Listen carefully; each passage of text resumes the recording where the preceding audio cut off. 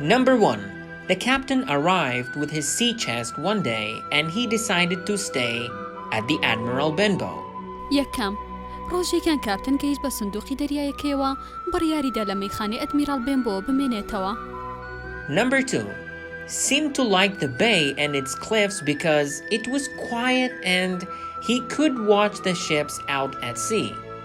دووەم پێدەچوو کاپتن حەزی لە بەرزایی کەنداوەکان بوو چونکە ئەو شوێنە هێمن و ئارام بوو و کاپتن دەیتوانی سەیری کەشتێکان بکات لە دەرەوەی دەریادا. Number 3.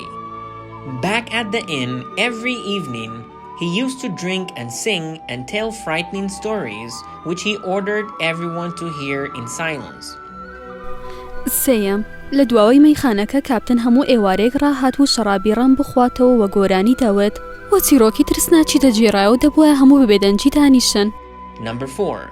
Jim realized that the captain was nervous about other sailors and that he was especially worried about a seaman who only had one leg. چوارەم جیم زانی کە کاپتن زۆر شڵەژاوە دەربارەی دەریاوانەکانی تر. کاپتن دەترسە بەتایبەتی لە دەریاوانەکە کە یەک قاچی هەبوو. Number 5. While the captain was staying at the Admiral Benbow, Jim's father became ill, so Dr. Livesey came to look after him. پێنجەم ئەو کاتێک کە کاپتن لە ئەدمیرال بێنبۆ دەمایەوە باوکی جیم نەخۆش کەوت بۆیە دکتۆر لیڤسی هات تا چارەسەری بکات.